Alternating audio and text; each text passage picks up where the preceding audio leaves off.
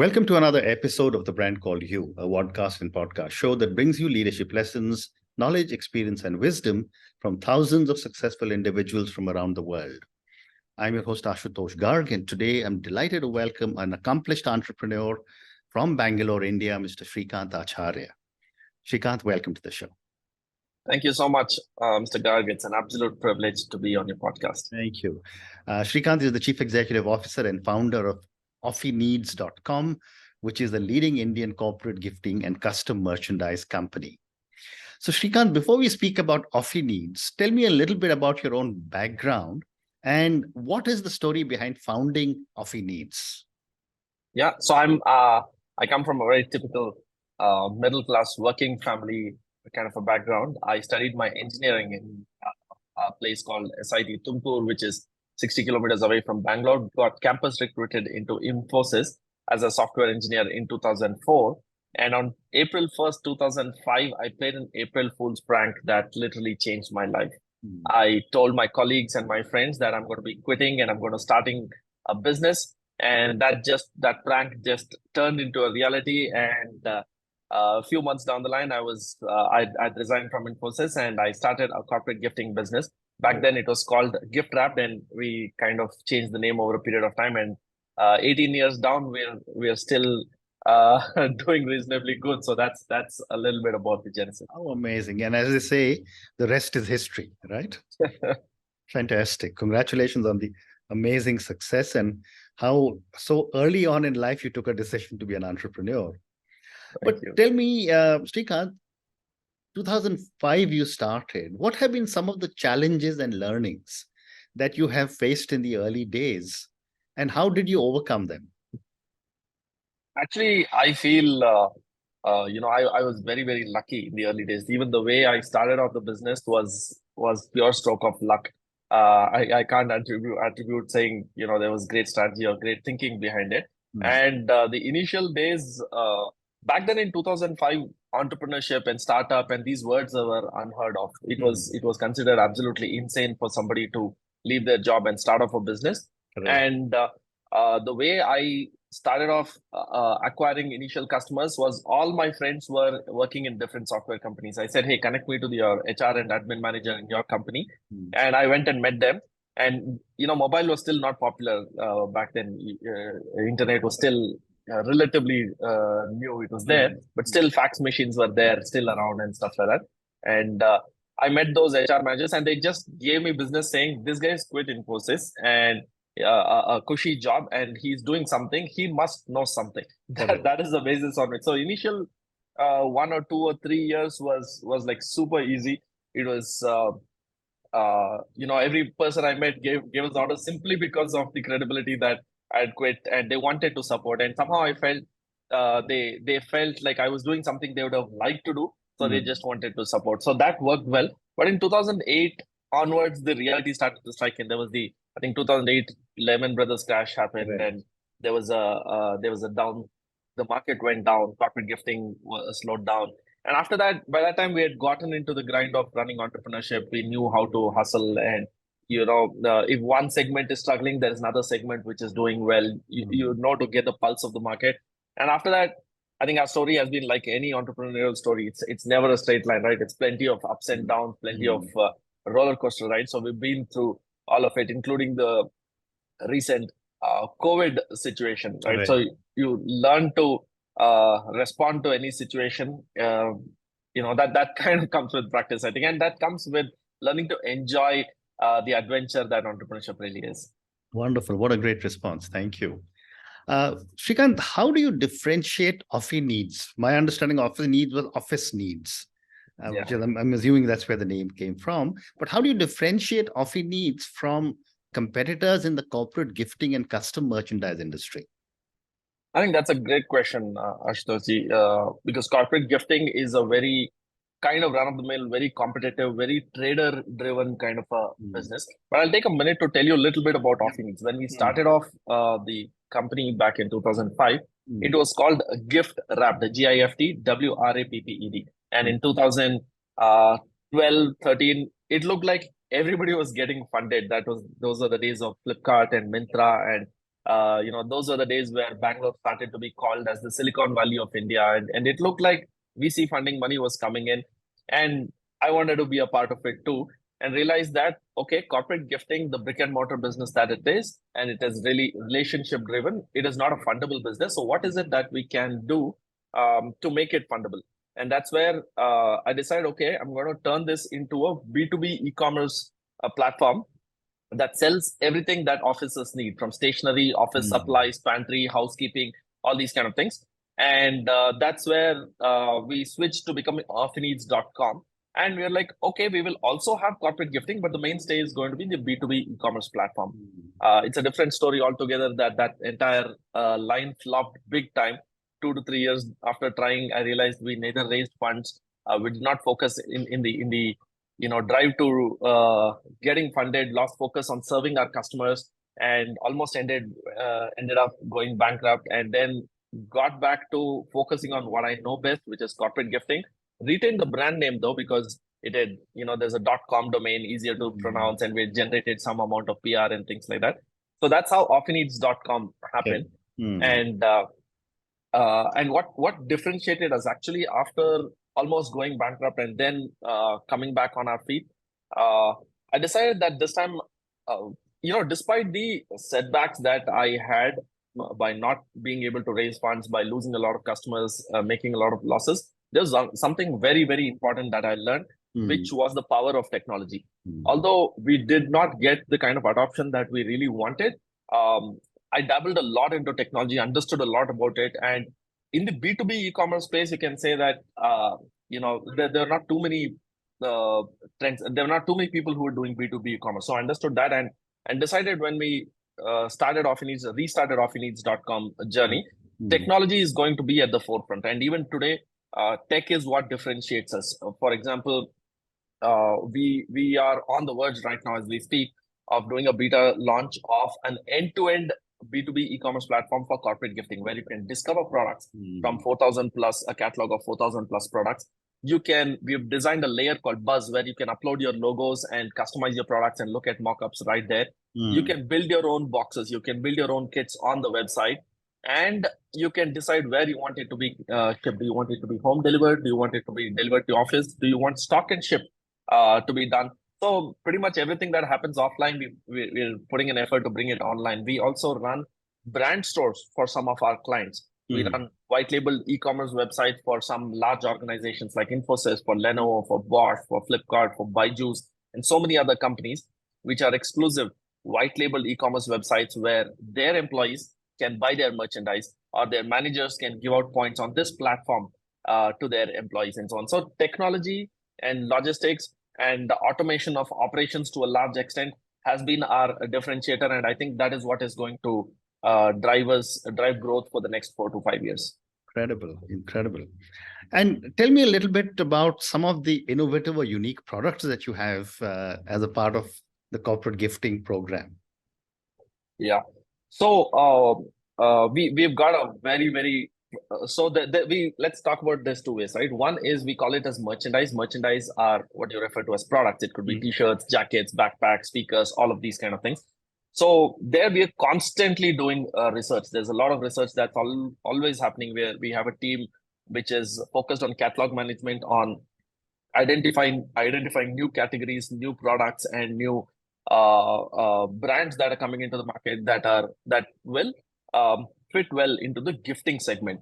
So towards doing this, while doing this, we come across a lot of interesting brands, and I think the biggest trend that is there right now is sustainable products. So there is a lot of demand for products that are made from recycled plastics or recycled fabrics. So there is a lot of interest in canvas and vegan leather products. There is a lot of interest in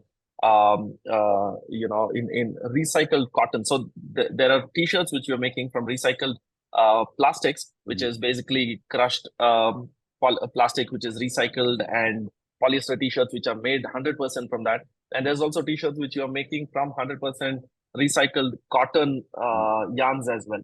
So sustainability, I think, is the key, and there's plenty of products. There is also cups which we are making, which are made from coffee husk and wheat husk and those kind of things, which are alternatives to ceramics or plastics or anything like that. And this there is a huge demand for, and this is the category which we are very very bullish about. Amazing. And since you spoke of sustainability, um, tell me a little bit more, because I know that the Gen X, the Gen Z, and the millennials are very conscious about sustainable products. Yeah. What are some of the sustainable products that you're working on? You did tell me about cups, for example. Yeah. See, we actually, again, this is a topic that I'm very, very passionate about. And I want to take a minute to tell you about why sustainability is very, very important, and why, as a corporate gifting organization, we have the opportunity to make massive impact. Correct. Right. So, pre-pandemic, corporate gifting was about giving gifts to employees in the offices that they are. Right. So it was all right. Like your customer orders 1,000 backpacks or 1,000 t-shirts or whatever it is, and you deliver it in bulk to their office, and it gets distributed to the employees, and they take it home. But with the pandemic, what became extremely important is home delivery. Now we just to give you some context, in the last 3 years, we've done close to, I think, between 4 to 5 lakh home deliveries we have done to directly to employees. So the initial one year or so, we just sent in whatever we could, right? And I realized that there is so much plastic that is going into the packaging, right? There's every courier envelope, every package that goes in, there's at least 150 grams of plastic, which is not easy to avoid, which is very much necessary, but it's going into the dump yard, and it's a serious challenge which is there, right? So we thought what we could do.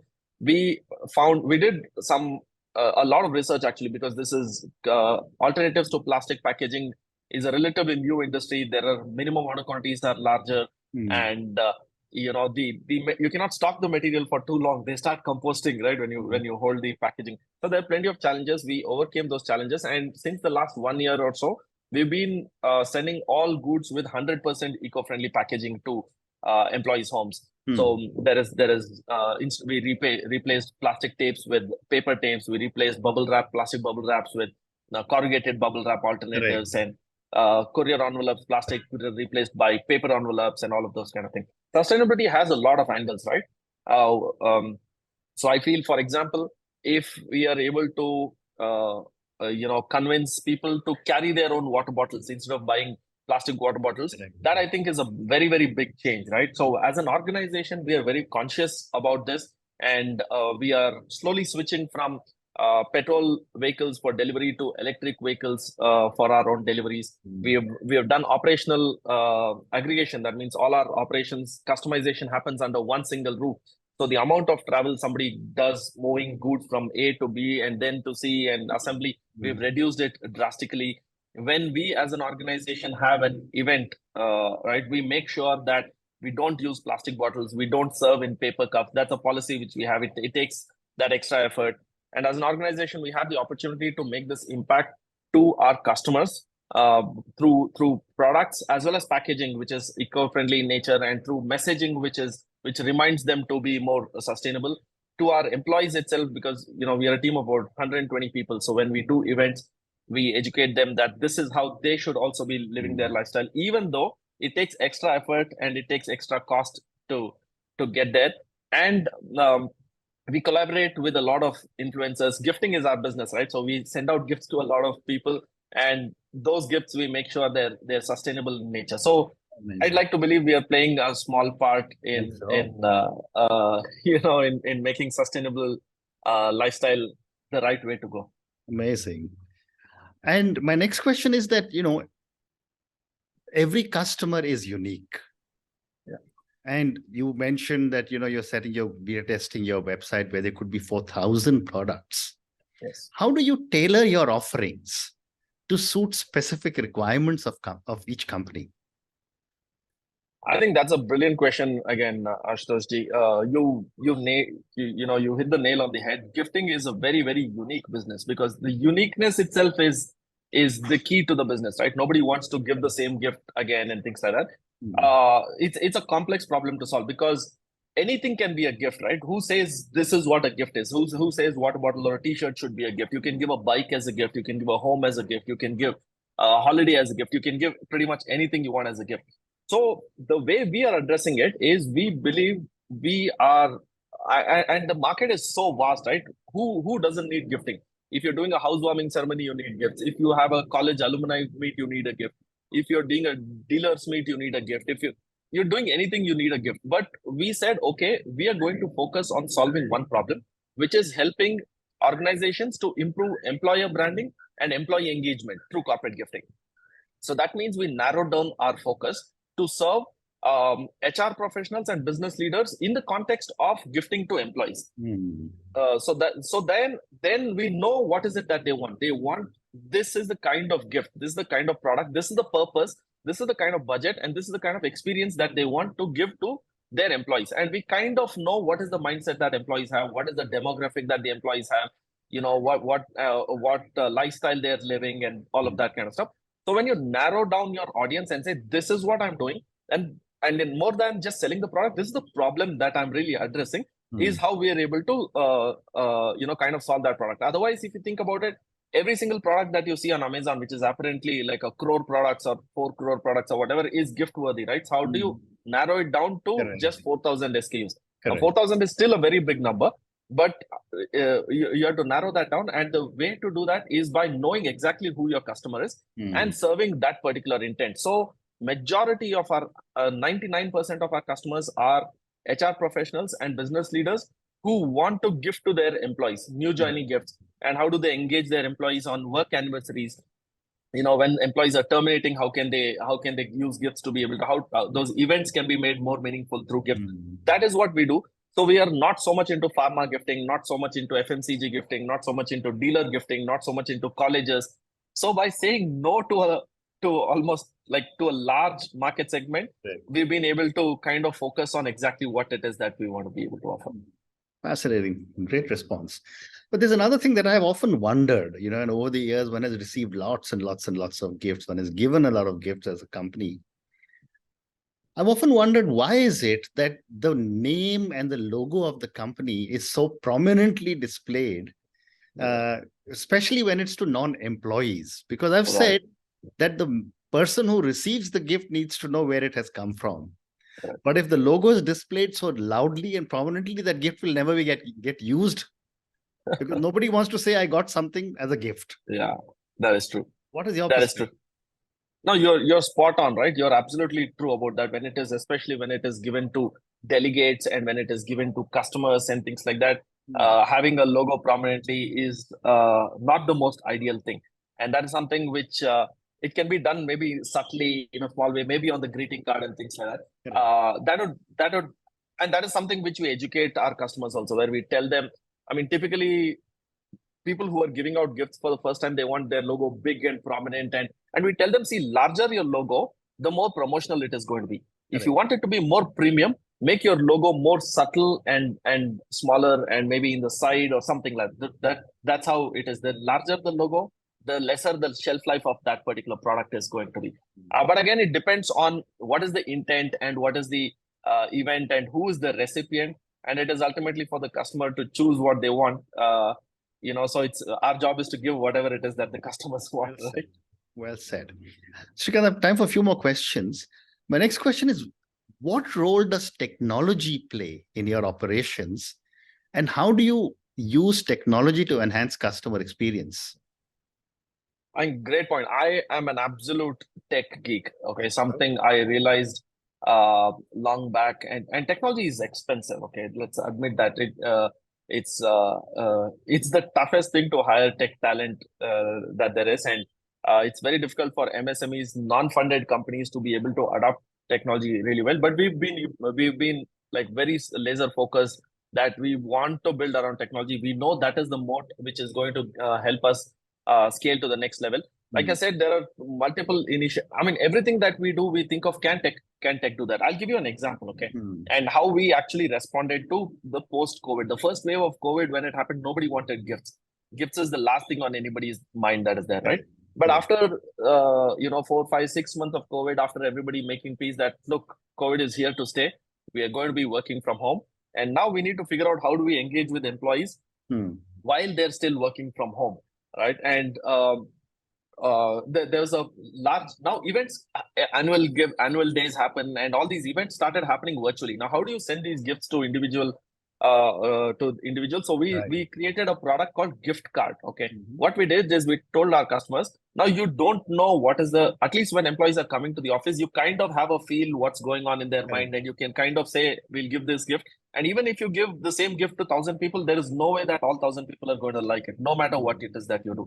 So let's do one thing. Let's build a microsite, and instead of giving one product to everybody, you shortlist 5 gifts, and we'll build a microsite. Let the employees choose what it is that they want, and we'll ship it directly to the employees, and we'll give you a beautiful tracking dashboard. You know how many people ordered what, and the status of tracking delivery. This is through API integration with the courier partners and all of that kind of stuff. From a customer facing point of view, it looks like a very simple microsite. From an execution point of view, it's slightly more complex, but we accomplished that, and the results were insane. You'll not believe it. 3,000, 4,000, 10,000, 15,000 employees when they place an order. And when we collect their feedback, the average feedback that we get is 4.95 on 5 stars, right? Now, nobody has ever seen 4.95 stars when you collect feedback from thousands of people, right? So that was revolutionary, and customers really loved it. And in the last 2-3 years, every occasion from Diwali to New Year to everything, we've been building these microsites, and massive success. So tech in the form of how you can serve your customers better, tech in the form of how you can operate better. For example, we have what we call as a state-of-the-art operation center, and everything is managed as a project management. Now, this is little difficult because the people working on the shop floor are typically not tech savvy or tech friendly as such. So it took us almost more than a year to be able to fully adapt to project management. So every order would be broken down into milestones. Each milestone has multiple task lists, and each task list has multiple tasks, and each task is assigned to an individual. So if there's a delivery boy, he gets a notification on his app saying, pick up the goods from here and drop it here. That's all he knows. He knows that is the bit that he has to do. And we've been able to implement this, and through this, we are able to manage hundreds of large orders, complex orders, very, very time bound in a scalable manner, because we know that we don't have to look at whether each order is on track, because it's very easy for an order to go off track, and all our orders are very, very urgent, right? So everybody wants it yesterday, right? So if we see that all the tasks are on track, then the entire order is on track. So we don't worry about orders anymore. We worry about every task. If a task is delayed or there's a problem there, we fix it, then we are able to get back on track faster. So tech has played a very, very big role, not just in the form of software, but even in the form of the infrastructure, which is that we are probably the only corporate gifting company in India to have UV printing, to have laser engraving, to have embroidery, DTF printing, sublimation printing, pad printing, all these customization techniques under one single roof. If you're ever in Bangalore, you should visit us. I would love to. I would love to. And my last question, Srikanth, and this is for the thousands of people who will listen to our conversation. Based on your own amazing journey as an entrepreneur, and you started, so early in life in 2005, what would you say are 3 lessons you would want a lot of our viewers and listeners to take away, especially if they're aspiring entrepreneurs? That's a great question, and I think a great way to end this show as well. I would say that, look, one is, keep in mind that businesses are about solving problems. Businesses are not about selling this or selling that. Businesses are about solving problems. So if you're able to identify problems worth solving, then you're in business. The second thing that I would say is, once you identified, problems worth solving, be clear about who has that problem, who is willing to pay. It's a typical thing to feel that, hey, I'm in this business, the entire world is my customer. It's easy to say India is a 1.3 billion population, my market is very large, but be realistic. Identify exactly which is the customer you can serve. Be more, draw your ideal customer profile as clearly as possible. Be realistic about it, and focus on that, on serving that customer. And once you identify the problem, and once you know who has this problem, the rest of it is relatively easy, right? And so that's my 2 cents. And the last thing which I want to say is, don't become an entrepreneur for the glitz and the glam. Entrepreneurship is probably one of the toughest things there is to do, that there is. And join if you love. Don't think I will be my own boss. Believe me, you're not going to be your own boss. There are going to be more bosses that you're going to have.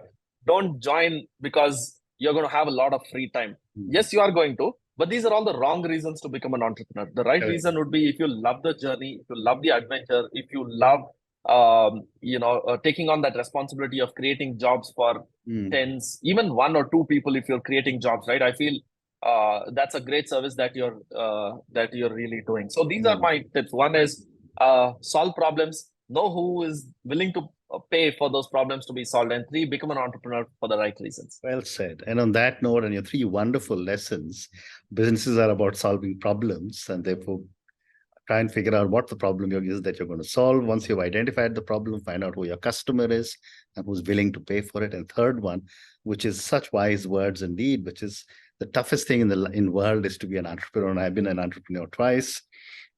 Decide wisely. Go in it for the journey. Go in it for the adventure, and not because you think that it's wonderful to be your own boss.